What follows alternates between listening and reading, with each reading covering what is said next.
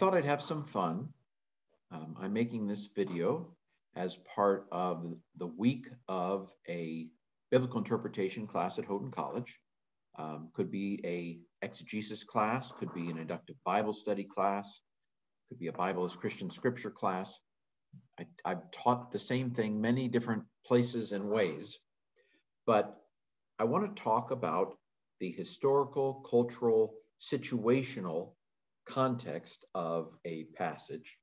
I'm going to do the whole book of Hebrews in a very broad way for fun, but this video comes at a juncture in the exegetical process where you've done observation, you've surveyed, you've done a detailed observation, you've asked questions of the text. What did this text say? And now we're getting into the what did this text mean? The what did this text say deals with what we might call literary context.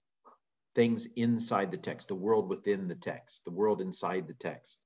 Word, end of book. When we begin to move from observation to interpretation, we then ask, okay, I've raised questions. Let's answer some questions. What did this text mean? And in order to fill that out, we have to have historical context. And I've suggested at least three kind of angles on historical context. One I'm calling general historical context. We're very familiar with that. Who wrote this? Who's it written to? You know, that's easy. There are a couple others that are either more difficult to get our head around or more debatable in some circles. So for example, the socio-cultural background. These are the cultural assumptions of the text. If I don't know the cultural assumptions of the text or think there aren't any cultural assumptions to the text, then I'm going to insert my own cultural context, my own cultural assumptions. I'm going to read into the text. So if I'm an individualist, a Western individualist, then I'm going to read my individualism into every time the word you is used in the text. I'm just going to assume my own individualist cultural assumptions. And this is a tendency, I think, of a lot of, for example, American readers of the Bible, is to assume that whenever it says Y-O-U in the biblical text, it's talking about me, when it wasn't. And it was often plural, talking about y'all more than you, Ken Shank, come on down. So cultural assumptions and background, and then situational background. Each of the books of the Bible, I assume, was written for a reason. Well, I think it goes without assumption. It is beyond question in my mind that each of the books of the Bible was written for a reason. And sometimes that affects how things are presented or argued in those books. Again, I've done videos and lectures on this before, so I'm going to assume all that and give you the example of how we might look at the book of Hebrews from the standpoint of historical background. What is the general historical background of Hebrews? What is the situational background of Hebrews? And what is the socio-cultural background of Hebrews? Now, in practice, you're probably looking at a passage rather than a whole book. So I decided to do the whole book of Hebrews for fun, in part because we don't know so much. There's so much we don't know about the background of Hebrews, and it makes a difference in how you interpret Hebrews. Well, so three types of historical evidence: general historical information, the situation of the text, and socio-cultural background. All right, let's dig in. General historical information that is assumed in Hebrews. So you have the words of Hebrews, word, end of Hebrews. But what is the world behind the text, the historical world that informs or informed that world? Here I have in mind references to people, places, things, time periods, and events. Now, let me make a quick comment here. It is standard for those of us in evangelical circles to assume that the people and places of the Bible are historical people. For example, I'll come back to that in a second. Of course, if you were to go to Yale or Princeton or wherever, you get into debates about whether there really was an Abraham, for example, or whether there really was a Noah and so forth. We don't have to worry about any of that, because from the perspective of the author of Hebrews, they are historical. So we don't have to debate. From the standpoint of Hebrews, they are historical people. And so we're going to assume, we're not even going to get into those debates of other places. We're just going to assume that these are real people, real places, because the author of Hebrews assumes that they're real people and real places. References to other texts, other biblical texts. We talked about this a little bit in our live session last night. I am considering other texts as part of the historical background. This is a significant paradigm moment to realize that the book of Genesis is part of the historical background of Hebrews. It's not part of the literary background of Hebrews. You see, you might think, well, it's in the Bible. That's one text, word, Genesis 1:1, word, Revelation 22, word. But again, when you're thinking about the original meaning of Hebrews, Genesis was not part of Hebrews. Hebrews was a letter, a sermon maybe even, that was sent from one person to another congregation or to a congregation in history. Genesis was not part of the text of Hebrews. Genesis is the background, a background text to Hebrews. See the difference? And so all of the Old Testament, I'm considering historical background to Hebrews, not literary background or literary context to Hebrews, because they were not part of the same moment. All right? Traditionally, whenever you read a commentary on a book of the Bible, it's standard for the commentary to begin with, who wrote this, who is it written to, where was it written from, where was it written to, when was it written, why was it written. These are traditional historical questions of sort that are often part of the background of a commentary. The problem with Hebrews is, of course, these are called the riddles of Hebrews. One scholar put it, because we don't know. We don't know who wrote Hebrews. It doesn't say. Most scholars don't think it was Paul. In fact, and by most scholars, I mean I can only think of one person with a PhD in New Testament in the last 70 years who's argued that it was Paul. There may have been more, but they didn't publish. We don't know who it was written to. I mean, if you gave most Hebrew scholars a quiz, probably most would guess Rome, but it's a guess. We don't know for sure. Where was it written from? Well, who knows that? I mean, if I had to guess, I'd guess Ephesus, but that's even more of a guess than where it's written to. To whom was it written, Jew or Gentile?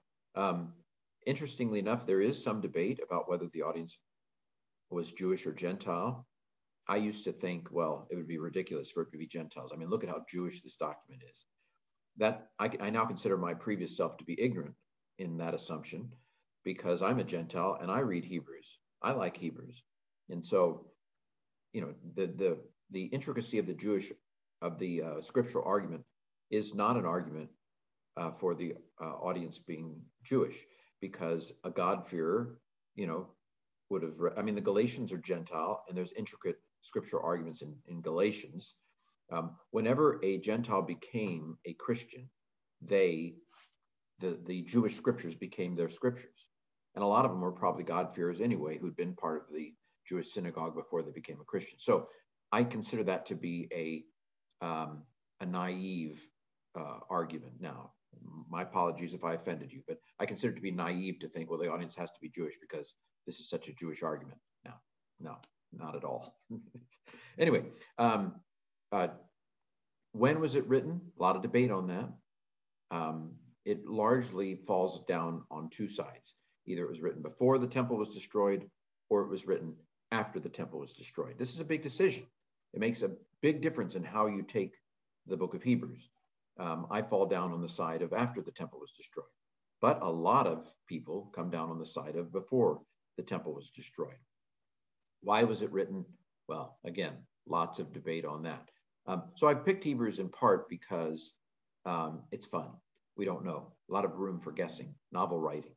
I will say that I'm not going to approach this video in the traditional way.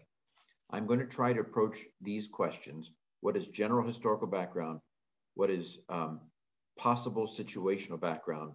What is socio-cultural background? I'm going to approach those questions, as I hope you will, if you're doing an assignment for me right now, from an inductive standpoint, not from the, here's the rules, I have to figure out who wrote it, who it's written to, when I'm not going to approach it from that standpoint. I'm going to approach it from the standpoint of, and this is how I made this PowerPoint. I made this PowerPoint this morning. What I did is I went through Hebrews several times. I mean, obviously very briefly. I didn't read it thoroughly. I went through Hebrews several times asking this question: what is general historical information that it seems to be alluded to here? What is general situational information that seems to be alluded to here? What is general sociocultural background that might be relevant here? So I did not use the outside in eisegetical question, but I let the text speak to me this morning. Okay, so here we go. So people, places, things, ideas. What are the historical reference that the text has? Well, people in the Bible. There are lots of reference to people in the Bible, and from this, and I'm going to assume that these are historical people. Certainly, the author of Hebrews considered these to be historical people, so they are part of the historical background of the Bible. Jesus is part of the historical background of Hebrews.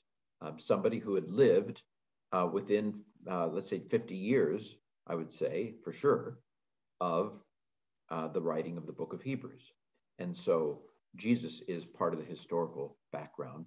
And I don't know how much the audience knew about Jesus. I don't know how much the author knew about Jesus. The Gospels may not have been written yet at all when Hebrews was written, but there were certainly oral traditions about Jesus. Jesus is part of the historical background of the book of Hebrews. Angels. Again, I'm going to assume that angels exist. Moses, the wilderness generation. Israel wandering around the desert for 40 years after they came out of Egypt. Joshua's mentioned. These are all part of the historical background of Hebrews. Levitical priests, these are the earthly priests who offer sacrifices in the temple. Melchizedek, a figure from Genesis chapter 14. Abraham, I didn't list them, but there are all the heroes of faith in the faith chapter of Hebrews 11. These are all historical figures from the history of Israel and the past that are part of the historical background of Hebrews. Now, there are anonymous people that are part of the immediate, more immediate circumstances of the writing of Hebrews. Now, they knew who these people were. I assume the audience knew who the author was. Certainly the author acts like he knows who they are. And so I'm going to assume that this is the problem with us reading someone else's mail. We are reading someone else's mail. We are reading a sermon to someone else in the book of Hebrews. And so they know who they're talking about. We don't know who they're talking about. It's very frustrating. But of course, it gives people like me the opportunity to write books and do videos on YouTube. So who are the anonymous people of Hebrews? Well, there's the audience. We don't know who they are exactly. Maybe they're a congregation in Rome. Maybe. We don't know. But there is the audience that are here. Remember your leaders. So this is, again, there's so many tantalizing statements in Hebrews. Verse 13:7. Remember your leaders, those who spoke the word of God to you. Consider the outcome of their way of life and imitate their faith. So there's some debate over that phrase, the outcome of their way of life. I suspect they were martyred. This could be a reference to Peter, could be a reference to Paul. But I suggest that there have been, again, I would It's not definitive, but this sounds to me like there have been individuals who were leaders in the church that this congregation is acquainted with, who died for their faith. And Hebrews is saying to imitate them. It says the same thing about Jesus, right? Imitate Jesus.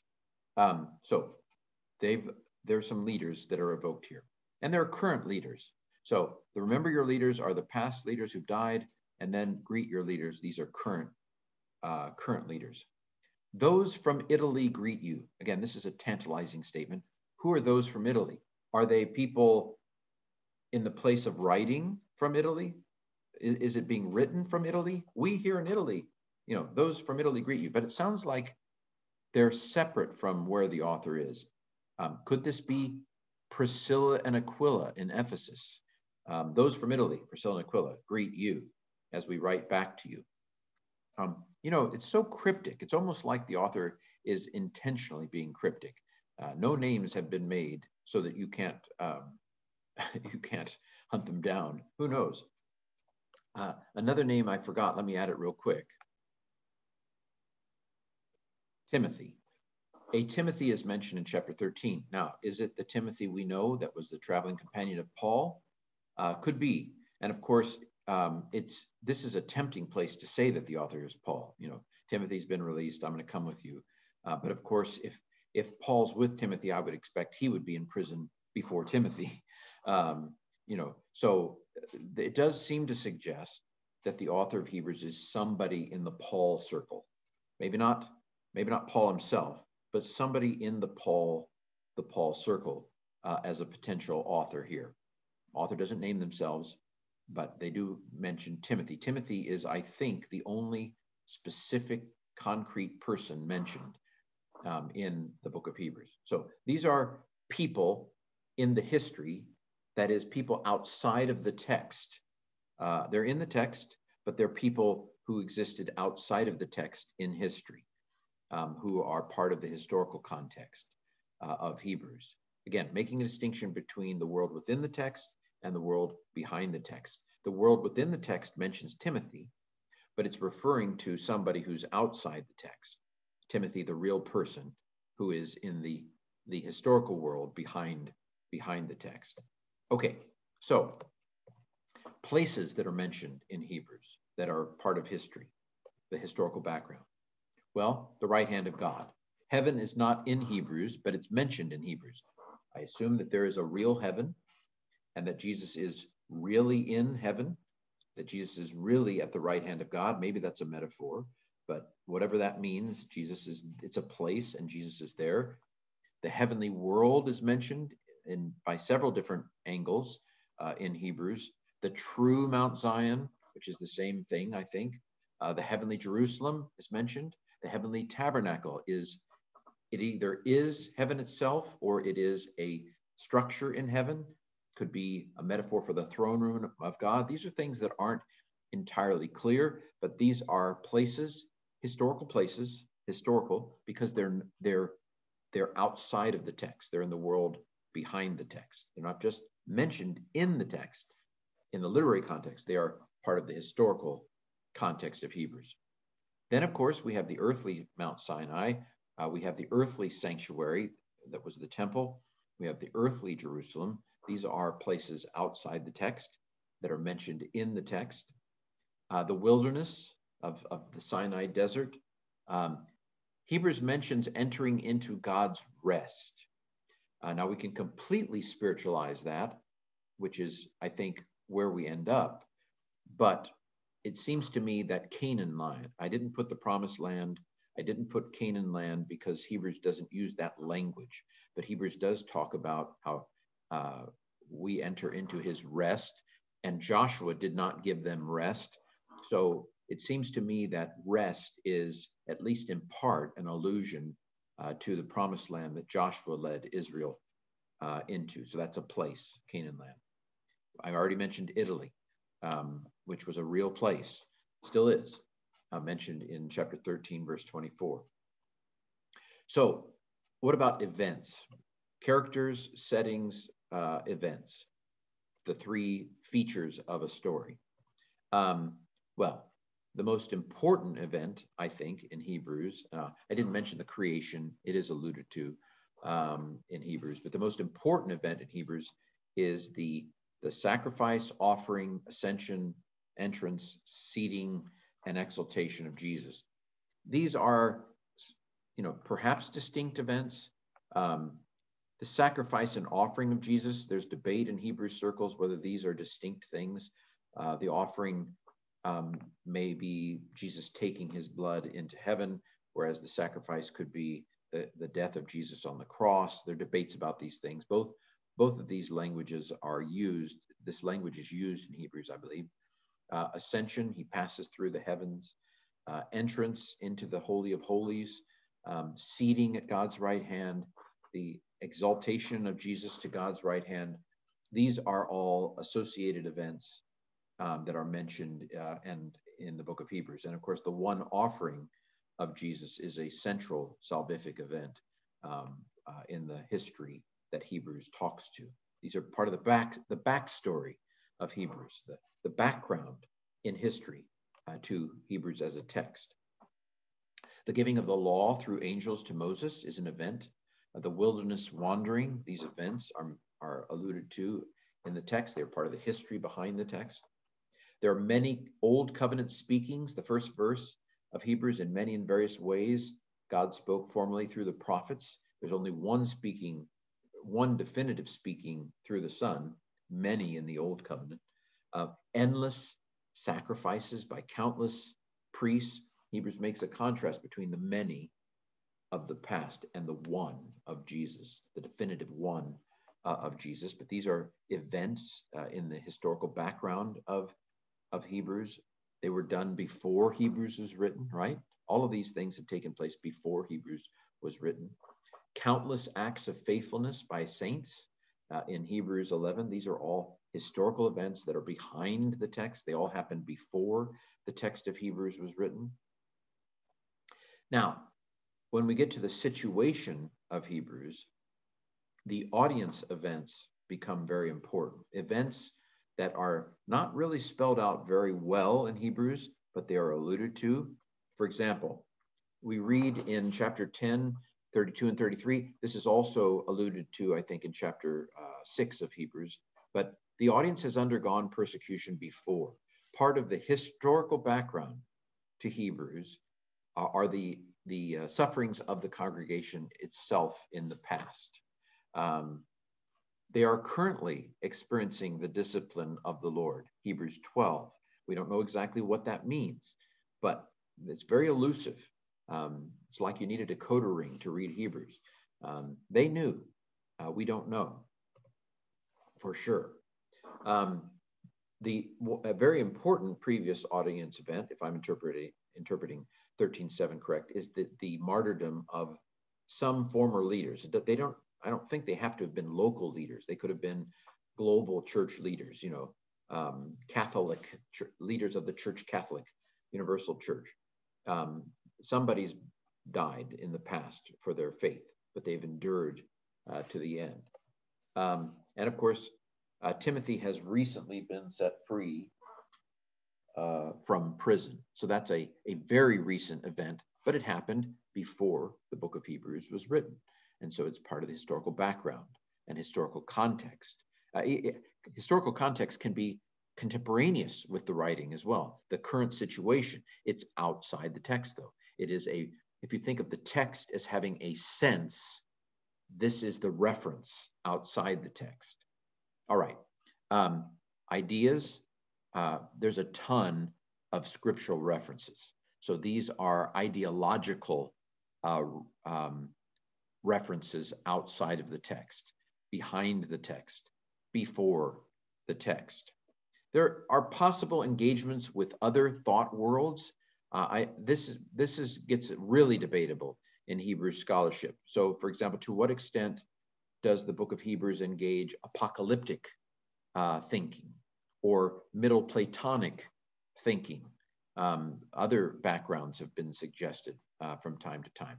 I'm not going to go into this because it would go way down the rabbit hole, but there is the whole ideological background of menu options that Hebrews may or may not be drawing from. All right, so that all was my attempt to inductively sketch out general historical references and to try to keep them somewhat vague, like Hebrews has them.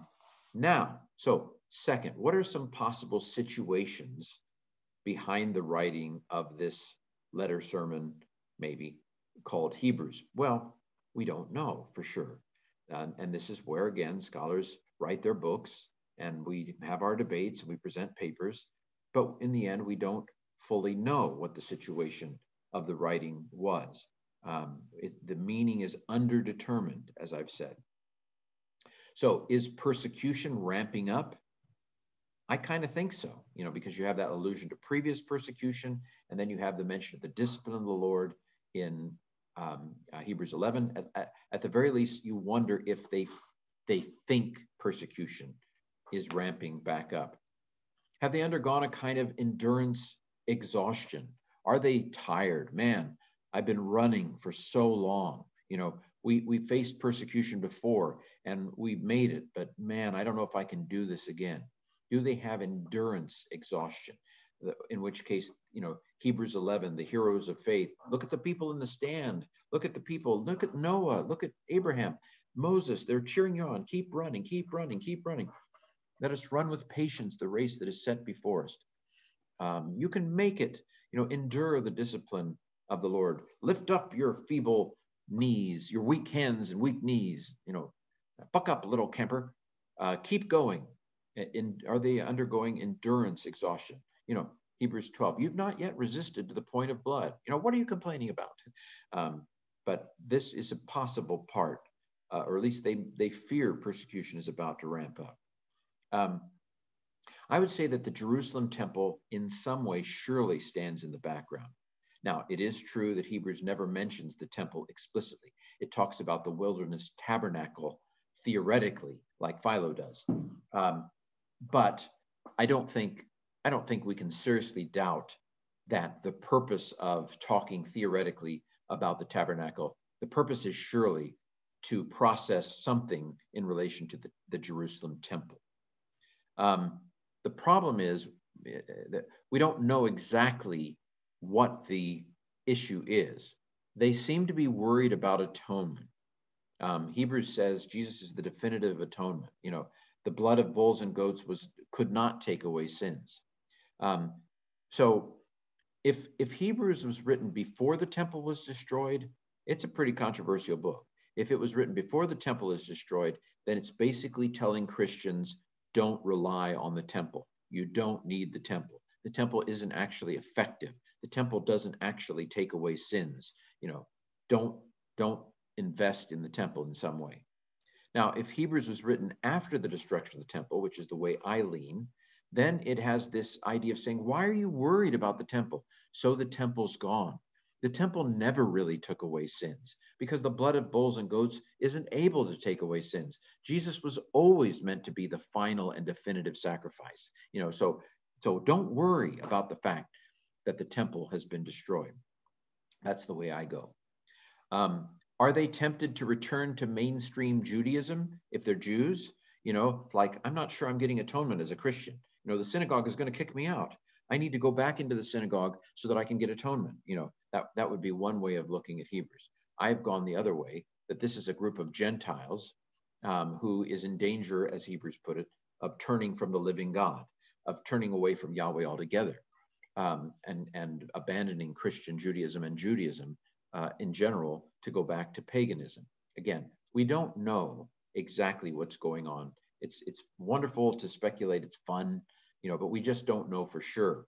I've done my best to kind of give you some of the pieces of data and some of the ways that we might think about that data in order to guess at what the answer might be. It does make a difference in how you interpret Hebrews, but of course God can bring about true messages on the basis of different reconstructions. So we don't have to get the historical meaning absolutely correct to be able to preach and proclaim truths on the basis of our reconstructions.